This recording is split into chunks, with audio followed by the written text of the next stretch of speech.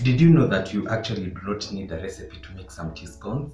So I'll show you how to go about it. I made these tea scones back in 2020 and I'm pretty sure most of you have tried this recipe. So with me here I have my list of ingredients that we are going to be using in today's episode. And from this corner I have some margarine. This is some vanilla essence, my self-raising flour, but if you do not have self-raising flour, always feel free to use some all-purpose flour and add some baking powder. I have some salt, I have some sugar, an egg and some milk. And without further ado, let's get started.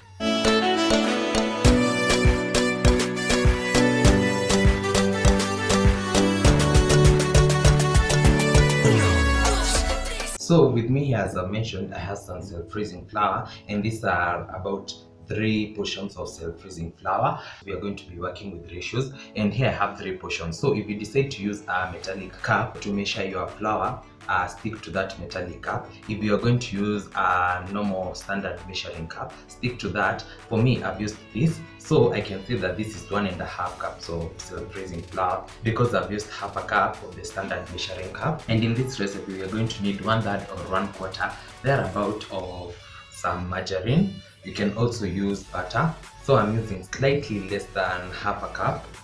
So I'm also going to leave the exact measurements in the description box. You can check that out. I'm going to mix this till it forms a crumbly texture, and this is just by using your hands.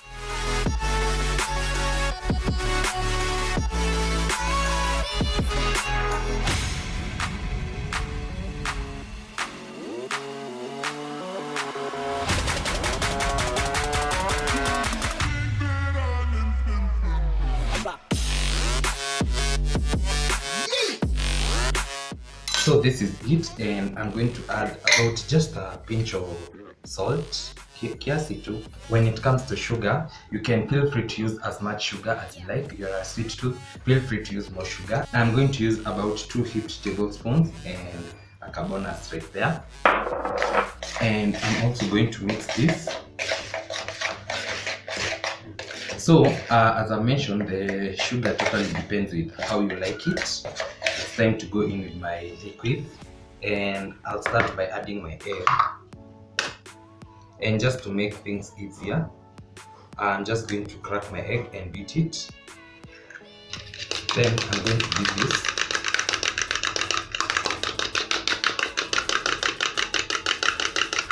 Nitachota tu kiasi, just a little bit, that I'm going to use as my egg wash because I do not have an extra egg. And we always work with what we have. So I'm going to add it in here, and that was a large egg by the way. Then I'm also going to add some little bit of milk. So add your milk until everything comes in together, but remember I'm going to leave the exact measurements in the description box. So your dough should not be sticky kama ile ya chapati. It should just be well combined, and once everything comes in together, just stop at that point. I almost forgot, you also need some vanilla.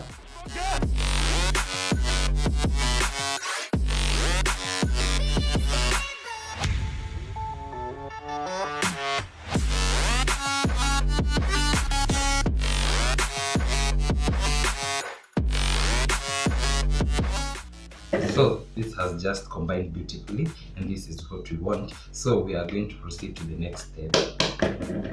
And if at all you watched my other recipe, I showed you how to make a DIY cookie cutter, but today we are not going to be using that. We are just going to be making everything as simple as we can.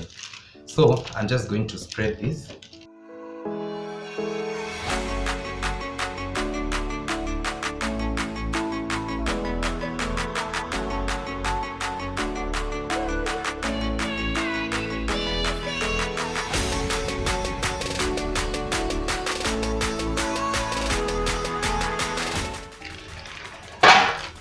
So this is what we have, and make sure that it is not extremely thin, neither is it extremely thick.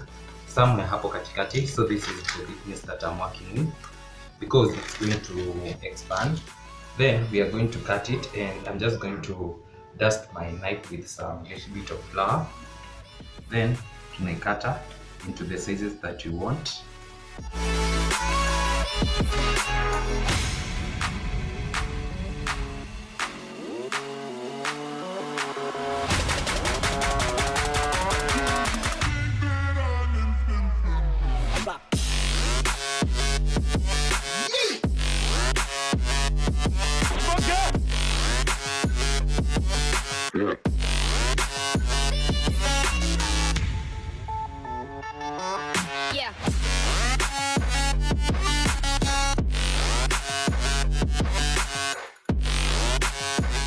Now that we have this, I'm now going to spread them apart. And remember, zitafura, so you have to leave enough space for them.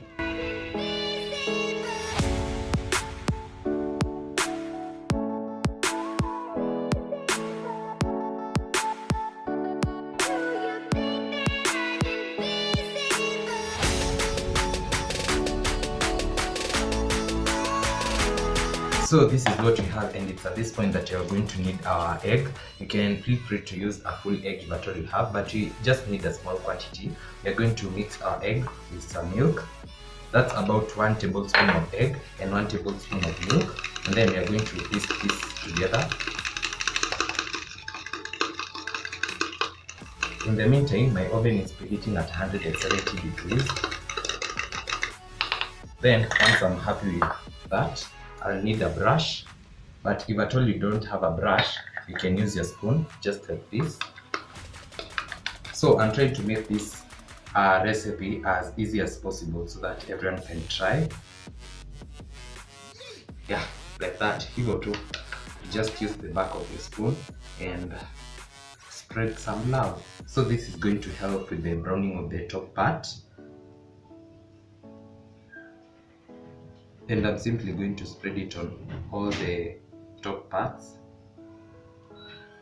And make sure do not spill it to the side, because here my eye, as it bakes in the oven, it's going to kuungua, and that's not what you want.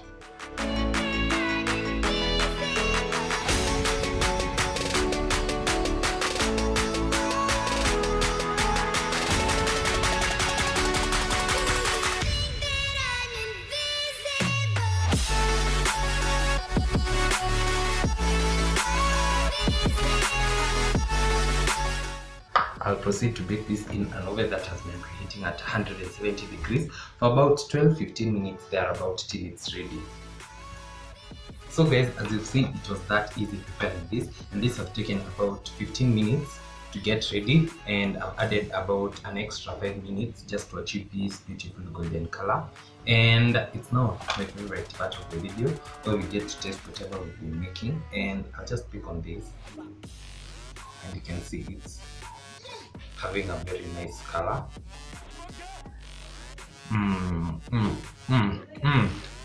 Wow, you have to try out this recipe. You can see it looks very beautiful and tastes even better. You can serve this while warm or cold over a glass of milk, or whichever beverage you prefer. You can also have it as a snack, and that's pretty much it. So don't forget to like, comment, share and subscribe if you haven't, and I'll definitely see you in the next one. Bye.